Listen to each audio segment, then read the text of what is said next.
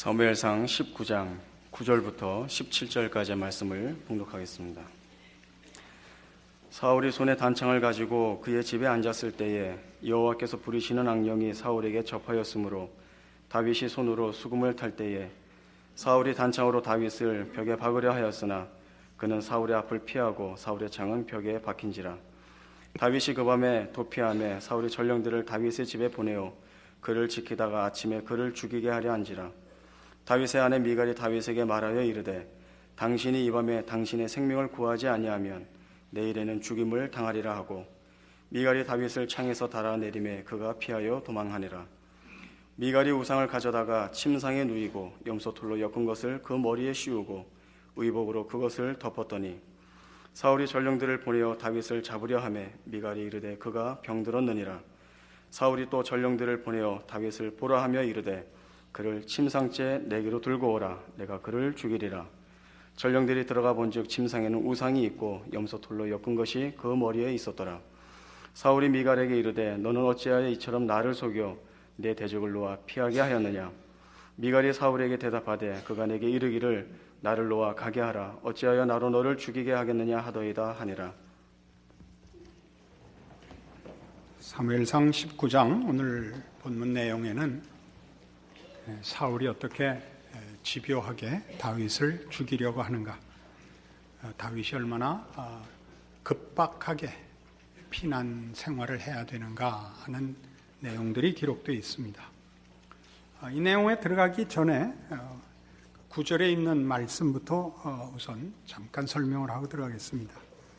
여호와께서 부리시는 악령이 사울에게 접하여 그 사울이 다윗에게 이제 창을 던지게 됐다 하는 기록이 여기 19장에도 나오고 18장에서도 10절에 그 이튿날 하나님께서 부리시는 악령이 사울에게 힘있게 내리매라고 묘사되어 있습니다. 얼핏 읽으면 하나님이 악령을 조종하여 사울에게 나쁜 짓을 시킨 것 같이 이해될 수 있는데 그런 의미가 아닙니다. 악령이라 할지라도 하나님의 통치와 권세 아래에 있다 하는 의미입니다. 하나님은 악한 일을 계획하시거나 악한 일을 시행하시는 그런 분이 아닙니다. 그리고 또한 선과 악이 이원론적으로 대등한 권세를 가지고 있는 것이 세상이지 않습니다. 온 우주는 오직 하나님만을 통치자로 모시고 있습니다. 그래서 악한 영들과 하나님을 대적하는 무리들도 죄악으로 인하여 하나님을 대적하는 자리에 섰지만 하나님의 큰 권세 아래에 있는 위치이지 대등한 세력이 아니다 하는데 이 설명에 그 이해가 필요합니다. 지금은 어쨌든 하나님께서 그 대적들을 심판의 그 결정을 늦추시고 구원을 행하시는 때이기 때문에 하나님을 대적하는 악한 세력들이 그 목숨을 부지하고 또 그 적대하는 행위를 자행하고 있습니다. 그러나 어쨌든 온 우주 만물의 통치자는 오직 하나님 한 분뿐이십니다.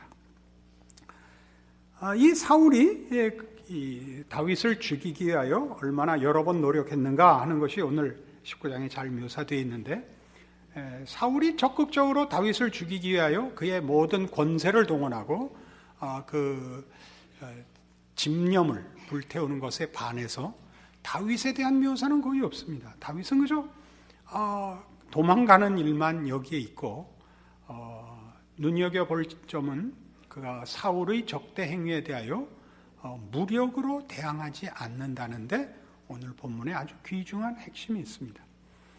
다윗을 돕는 무리는 뜻밖의 요나단, 미갈, 사울의 아들과 딸이고 사무엘이 돕습니다. 이렇게 저렇게 피난을 다니다가 마지막에 라마 나이옷이라는 데까지 피난을 했는데 거기까지 사울이 직접 다윗을 잡으러 내려왔다가 하나님의 신에 붙잡혀서 다윗을 죽이는 일을 실패했다 하는 기록까지 오늘 19장의 내용입니다. 이런 내용들은 우리로 하여금 무슨 사실을 이해하게 만드느냐 하면 하나님의 백성들의 삶에 그 현실이 이 세상에서 어떠하며 하나님의 자녀로서 가지는 그 소망과 약속들이 어떤 식으로 성취되느냐 하는 데 대하여 아주 중요한 이해를 돕고 있습니다. 우리는 다윗과 같은 처지에 있습니다. 우리는 하나님의 백성이고 왕 같은 제사장들입니다. 그리고 하나님이 온천하 만물의 유일한 주인이십니다. 그럼에도 불구하고 지금은 세상 권세와 세상의 세력들이 하나님의 백성들을 궁박하고 핍박하고 쫓고 해하려고 득세한 때이고, 하나님의 백성들은 그저 피하여 가는 수밖에 없는 때입니다.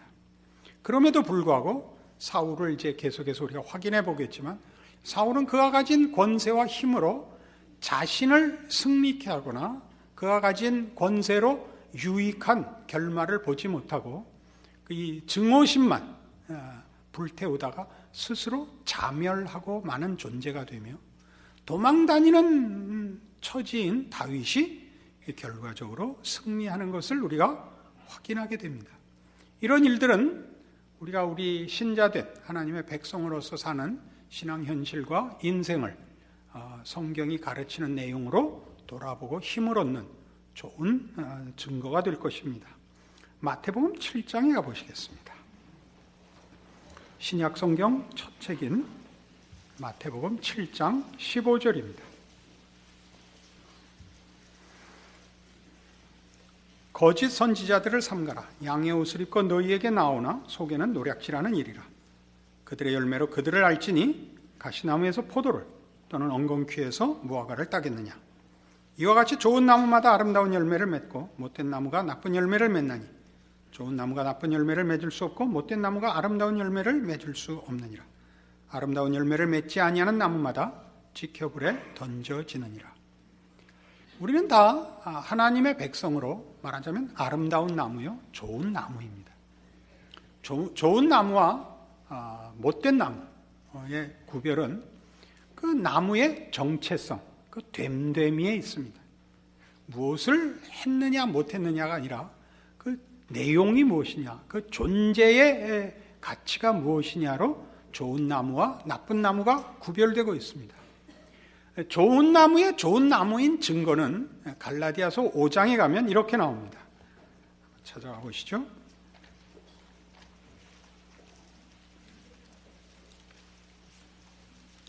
(308페이지) 갈라디아서 5장 16절 말씀부터 봅니다. 내가 이르노니 너희는 성령을 따라 행하라. 그리하면 육체의 욕심을 이루지 아니하리라. 육체의 소욕은 성령을 거스리고 성령은 육체를 거스르나니 이 둘이 서로 대적하므로 너희가 원하는 것을 하지 못하게 하려 함이니라. 너희가 만일 성령의 인도하시는 바가 되면 율법 아래 있지 아니하리라. 육체의 일은 분명하니 곧 음행과 더러운 것과 호색과 우상숭배와 주술과 원수 맺는 것과 분쟁과 시기와 분냄과 당짓는 것과 분열함과 이단과 투기와 술취함과 방탕함과 또 그와 같은 것들이라. 전에 너희에게 경계한 것 같이 경계하느니 이런 일을 하는 자들은 하나님의 나라를 유업으로 받지 못할 것이요 오직 성령의 열매는 사랑과 희락과 화평과 오래 참음과 자비와 양성과 충성과 온유와 절제니 이 같은 것을 금지할 법이 없느니라. 이것은 결단코 이 내용은 아닙니다. 성령의 열매를 맺자 그런 얘기 아닙니다. 그러니까 실천을 독려하고 있는 자리가 아니고 내가 육체를 쫓고 있는지 성령을 쫓고 있는지를 어떻게 아느냐라는 판별식입니다. 성령을 쫓고 있으면 분명하게 성령의 열매가 나옵니다. 그건 사랑과 화평과 오래 참음입니다. 내가 신앙적인 목적과 내용을 가지고 있다고 생각하는데 열매가 술 취함과 방탕함과 투기와 분열과 싸움이 일어난다면 그건 육체를 쫓는 것이라 이렇게 진단하고 있는 것입니다. 그러니까 신자된 가치는 어디 있느냐? 그게 성령의 열매가 맺힌다는 사실이죠. 성령의 나무라 이렇게 얘기해도 됩니다. 신자된 정체성, 그 내용의 이 세상 사람과의 다름은 바로 이겁니다. 세상은 이것을 만들어내지 못합니다. 우리가 가진 사랑과 희락을, 기쁨을, 오래 참음을, 온유와 절제를, 화평을 만들어낼 재주가 없습니다. 그들은 투기와 분쟁밖에 만들어내지 못합니다. 그것이 저들의 정체성입니다. 이것이 신자입니다. 그러니까 좋은 나무가 되라, 아름다운 나무가 되라 하는 것은 전부 철저히 정체성의 문제이고 본질적 내용의 문제입니다. 이것을 요한 1서로 가지고 가면 우린 이렇게까지 확대할 수 있습니다. 392페이지 신약성경 요한 1서 5장 4절입니다. 무릇 하나님께로부터 난 자마다 세상을 이기느니라. 세상을 이기는 승리는 이것이니 우리의 믿음이니라. 예수께서 하나님의 아들이심을 믿는 자가 아니면 세상을 이기는 자가 누구랴? 세상을 어떻게 이긴다고요? 우리의 믿음으로 이깁니다. 우리의 믿음으로 이긴다는 것은 예수 안에 있는 믿음, 하나님이 예수 안에서 구원하고 목적한 하나님의 백성의 정체성입니다. 그 내용입니다. 본질입니다. 신자는 다른 것입니다. 아까 성령의 열매에서 확인한 바와 같은 그런 성품과 더 포괄적으로 해서 생명과 진리의 존재들입니다. 어떻게 세상을 이기냐고요? 세상을 힘으로 이기지 않습니다. 이렇게 이기지 않습니다. 세상 사람들은 세상적인 방법으로 성공을 추구하고 또는 승리를 추구하고, 예수 믿는 사람들은 믿음으로 하나님을 동원하여 승리와 성공을 쟁취하는 투쟁을 하는 것이 아니라 세상이 줄 수 있는 것과 하나님이 줄 수 있는 것 사이의 싸움을 하고 있는 것입니다. 세상을 이기는 신자들의 이김의 본질적인 무기는 본질적인 내용에 있습니다. 하나님만이 주실 수 있는 생명과 진리를, 의와 평강을, 사랑과 희락과 화평을 세상은 만들어 줄 수가 없습니다. 여기에 세상을 이기는 믿음이 있고 신자의 승리의 유일한 방법이 있습니다. 세상 사람과 똑같은 세상의 승리와 세상의 성공을 요구하는데 방법이 종교적이냐 아니냐를 가지고 세상과 신앙을 구별하지 않습니다. 그러니까 우리의 삶은 다윗같이 이 세상에서는 쫓겨다니는 삶일 수 있습니다. 그러나 어떤 형편에 있든지 세상적인 시각으로 볼 때 우리가 더 가졌느냐 못 가졌느냐, 더 배웠느냐 못 배웠느냐, 높으냐 낮으냐의 차이는 있을지 모르지만 그것은 우리의 정체성을 증명하고 확인하고 채우는 일에 아무런 차이가 없는 차이들입니다. 더 배웠으면 더 신령해지고 무식하면 덜 신령해지는 차이는 없습니다. 그것은 예수 안에서 모든 사람에게 차별 없이 허락된 구원이며 진리며 하나님의 은혜며 복입니다. 그러니까 여러분이 지금 쫓겨다니는 신세에 있고 지금 낮아져 있고 지금 어려운 처지에 있다고 해서 여러분이 하나님의 자녀 노릇을 할 수 없는 것도 아니며 여러분이 가지고 있고 승리하고 있고 더 똑똑하다고 해서 그것 자체로 여러분이 하나님에게 더 쓸모있는 증인이라고 생각하는 것도 성경적이지 않습니다. 우린 즐겨 그런 표현을 씁니다. 입시 때 되면 제일 많이 쓰죠. 우리 애가 대학을 못 들어가면 하나님 무슨 창피입니까? 우리 애가 좋은 학교를 가면 하나님께 영광이 됩니다. 그건 어디에도 없는 얘기입니다. 요한계시록 후서에 있다고 누가 우기는데 그런 거짓말은 없습니다. 예수님께서 이 땅에 사셨을 때 이사야 53장에 예언한 것 같이 누가 우리의 전한 것을 믿었느냐? 그렇게 얘기했습니다. 그런 자라나기를, 마른 땅에서 나온 줄기 같아서 고운 모양도 없고 풍채도 없었다고 합니다. 예수님은 이렇게 보고 기절을 하게 이렇게 그런 영광을 가지고 오시지 않았습니다. 아무도 그가 메시아인 줄 몰랐습니다. 그는 십자가에 죽으셨습니다. 그러나 그렇게 하나님의 뜻을 이루셨습니다. 우리는 신자된 삶을 어떻게 살아야 하는지, 무엇이 진정한 신자된 복인지, 책임인지, 자랑인지 놓치고 있는 것일 겁니다. 우린 다윗 같은 믿음과 사울 같은 권세를 짬뽕을 하고 싶은 것이죠. 이거를 순사기라고 하는 것입니다. 그건 신앙이 아닙니다. 우리 이런 면에서 성경의 아주 대표적인 명령을 하나 이해할 수 있습니다. 여호수아 1장입니다. 구약성경 319페이지 여호수아 1장 1절 말씀부터 봅니다.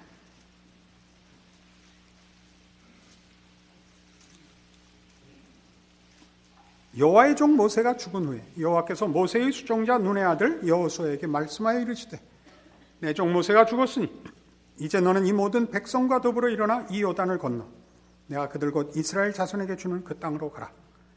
내가 모세에게 말한 바와 같이 너희 발바닥으로 밟는 것은 모두 내가 너희에게 주었느니 곧 광야와 이 레바논에서부터 큰 강 곧 유브라데 강까지 해쪽 속의 온 땅과 또 해지는 쪽 대해까지 너희의 영토가 되리라. 내 평생에 너를 능히 대적할 자가 없으리니 내가 모세와 함께 있었던 것 같이 너와 함께 있을 것임이니라. 내가 너를 떠나지 아니하며 버리지 아니하리니 강하고 담대하라. 너는 내가 그들의 조상에게 맹세하여 그들에게 주리라 한 땅을 이 백성에게 차지하게 하리라. 오직 강하고 극히 담대하여 나의 종 모세가 네게 명령한 그 율법을 다 지켜 행하고 우로나 좌로나 치우치지 말라. 그리하면 어디로 가든지 형통하리니 이 율법책을 네 입에서 떠나지 말게 하며 주야로 그것을 묵상하여 그 안에 기록된 대로 다 지켜 행하라. 그리하면 내 길이 평탄하게 될 것이며 네가 형통하리라. 내가 네게 명령한 것이 아니냐. 강하고 담대하라. 두려워하지 말며 놀라지 말라. 네가 어디로 가든지 내 하나님 여호와가 너와 함께 하느니라. 여호수아에게 준 하나님의 아주 큰 위로며 또 거역할 수 없는 명령입니다. 그 내용은 무엇입니까? 너는 강하고 담대하라. 너를 당할 자가 없으리라. 이유는 내가 너와 함께 할 것이기 때문이다. 너는 내 율법을 네 입에서 떠나게 하지 말며 그 율법대로 살아라. 그러면 네가 형통하고 너를 대적할 자가 없으리라. 이 얘기입니다. 우리는 쉽게 생각하면 하나님이 함께 하셔서 그에게 큰 힘을 주고 모든 대적을 쳐엎고 승리를 줄 것이라 쉽게 생각합니다. 그 내용에 큰 하자가 없어 보입니다. 그러나 여기서 얘기하는 것은 우리가 생각하는 물리적, 현실적, 현세적 차원에서의 힘과 승리는 아닙니다. 전혀 다른 것입니다. 여호수아는 큰 영웅, 위대한 이스라엘의 지도자인 모세의 부관으로 그 평생을 살아온 사람입니다.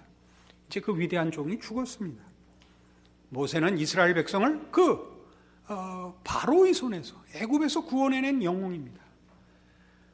이제 여호수아는 이 백성을 약속의 땅 가나안에 입국시켜야 하고 거기 원주민들을 쫓아내는 일을 맡아야 되게 생겼습니다. 그는 당연히 겁을 냈을 것입니다. 그는 모세만큼 우리가 위대하다고 볼 만한 증거가 없습니다. 그러나 하나님께서 그에게 격려하시는 것은 모세의 위대함은 모세에 있지 않고 내가 모세와 함께 했기 때문이다라고 얘기합니다. 똑같이 너와 함께 할 것이니까 너 겁내지 마라 이겁니다. 네가 하나 기억해야 하는 것은 내 율법을 기억하여 그 율법대로 살아라 이겁니다. 그러면 너를 대적할 자가 없고 네 길이 형통할 것이라 이겁니다. 그럼 무슨 뜻이냐? 하나님의 명령과 하나님의 자녀된 자에게만 하나님만이 주실 수 있는 진리와 생명이 있습니다. 거기에 영광이 있고 거기에 자랑이 있습니다.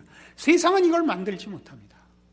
세상은 의를 만들지 못하며 생명을 만들지 못하며 세상에는 성실이 없고 정직이 없습니다. 거기는 화평이 없고 거기는 행복이 없습니다. 여호수아가 율법을 지켜야 되는 것은 하나님께서 그를 하나님의 종으로 세웠고 하나님의 백성으로서 지도자를 삼았기 때문에 그는 하나님이 주시는 것, 그 본질과 내용으로서 그의 정체성을 확보해야 합니다. 그것은 본인의 책임이며 동시에 하나님의 목적이며 그렇게 함으로써 세상과 구별되어 그를 짝할 자가 없는 자로 세우시는 하나님의 뜻이 드러나게 됩니다. 그러니까 모든 신자의 생애와 존재는 동일합니다. 우리를 대적할 자 없는 것은 예수 그리스도 안에서 하나님이 주시는 생명과 진리와 의와 거룩과 승리와 영광들을 세상은 만들어낼 수 없습니다. 그것이 우리가 가지는 복이며 또한 책임이며 그래서 여호와의 율법을 지켜야 되는 신앙을 지켜야 되는 유일한 그리고 절대적인 근거입니다. 우리는 이 싸움을 싸우는 것입니다. 우리를 대적할 자가 없습니다. 우리는 형통할 수밖에 없는 것이 여기에 형통, 여기에 대적할 자 없는 것은 우리와 그 경쟁하고 대적하고 우리를 거스르고 할 것이 없습니다. 왜요? 우리의 영광과 생명의 자랑을 세상이 무엇으로도 우리를 가릴 수가 없습니다. 봄이 되면 싹이 나죠. 막을 길이 없습니다. 그 땅을 뚫고 나오는 싹의 힘이라는 건 대단하죠. 그 싹이 어디까지 갈 것입니까? 무성한 나무가 무성한 열매를 맺는 자리까지 갈 것입니다. 생명의 힘을 막을 수 있는 건 아무데도 없습니다. 그래서 성경은 이런 하나님의 백성들의 복된 것과 이 영광을 이렇게 찬송했습니다. 시편 1편입니다.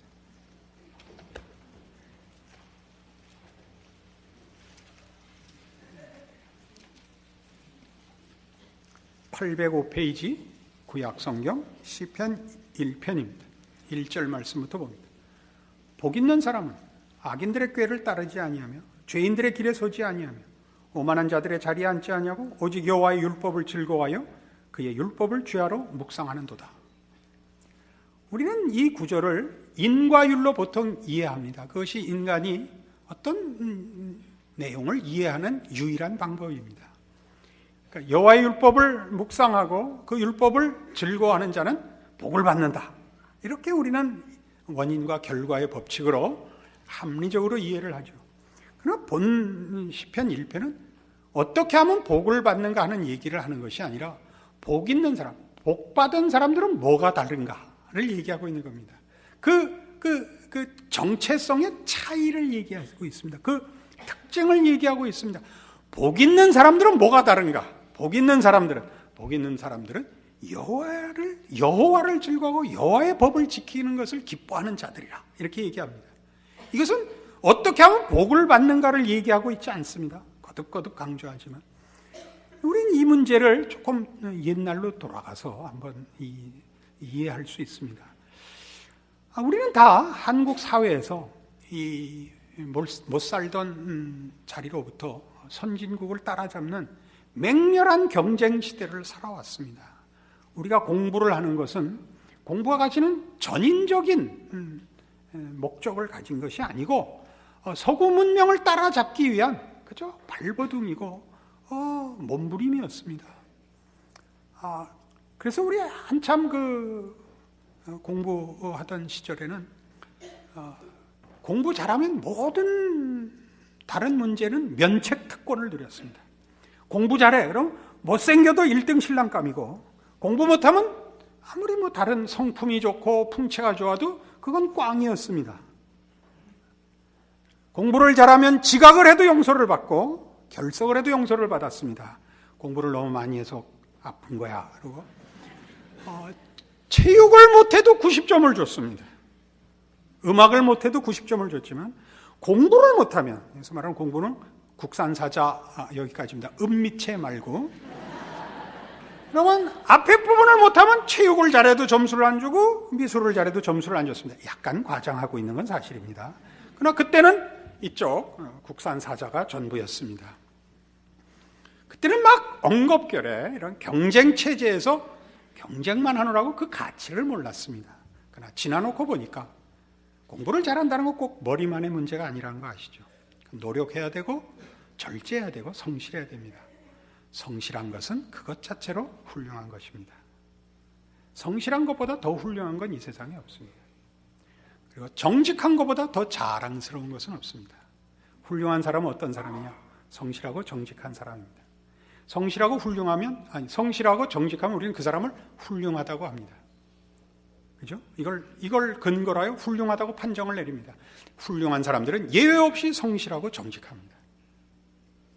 성실하지 않고 정직하지 않은데 훌륭한 사람은 그건 사기꾼입니다.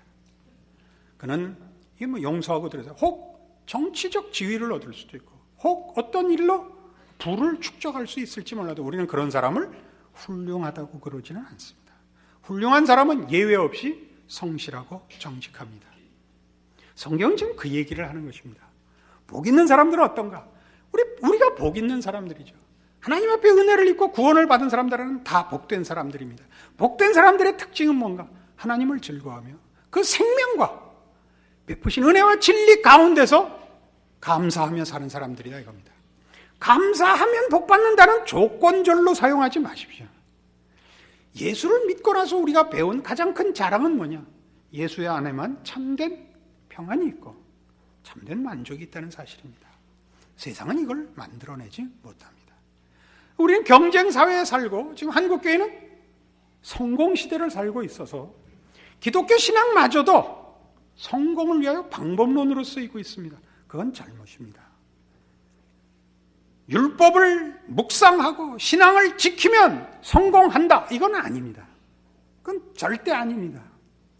하나님 앞에 은혜를 입고 하나님의 사람이 된 자들은 하나님 안에서만 기쁨을 발견한다. 이것이 옳습니다.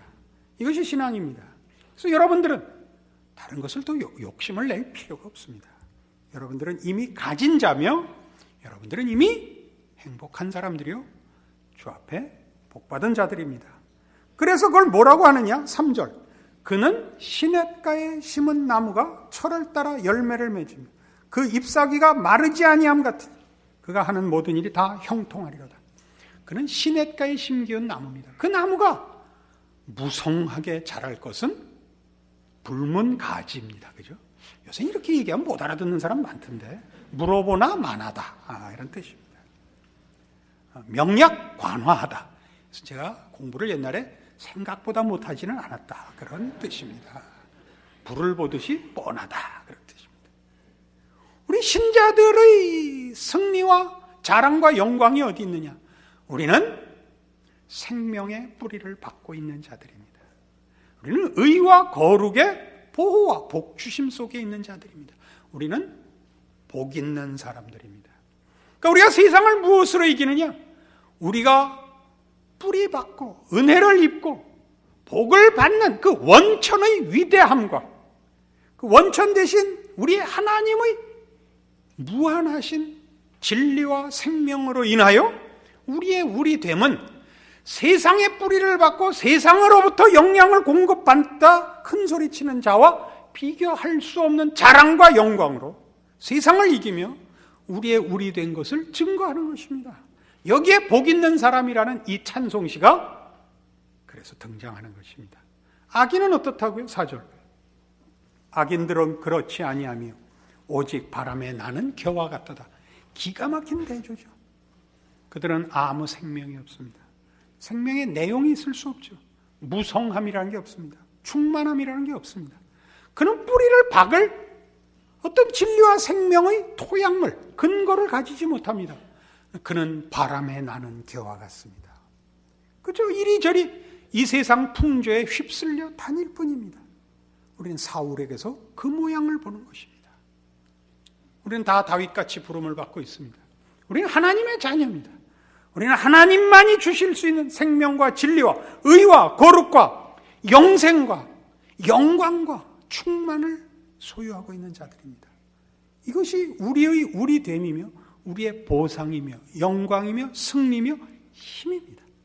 그리고 우리 인생에서 마땅히 누려야 하고 세상 앞에 증거해야 될 우리의 우리된 존재와 인생으로서의 책임들입니다. 여러분의 삶을 깊이 들여다보시고 예수 그리스도 안에서 우리에게 허락된 구원이 가지는 영광과 승리를 놓치지 않는 여러분 인생에 대한 이해와 자신에 대한 이해와 그런 믿음과 소망이 되시기를 원합니다. 기도하십시다. 하나님 아버지 은혜를 감사합니다. 우리는 세상 사람과 다릅니다. 그것은 윤리와 도덕 이전에 존재의 본질에서 다릅니다. 우리는 하나님의 생명과 하나님의 거룩함에 부르심을 받은 하나님의 자녀입니다. 우리 안에 있는 하나님만이 주시는 의와 진리와 거룩과 생명과 영광을 세상은 흉내낼 수도 대적할 수도 또 방해할 수도 없습니다. 하나님의 자녀된 복된 하나님의 백성의 운명과 존재와 책임을 확인하게 하셨으니 우리로 이제 하나님의 사람답게 저 다윗의 생애와 같이 승리하는 자리까지 충성하게 하시고 인내하게 하시고 하나님의 자녀로서의 신앙을 지키는 우리의 복된 인생들이 되게 하여 주시옵소서. 예수님 이름으로 기도합니다.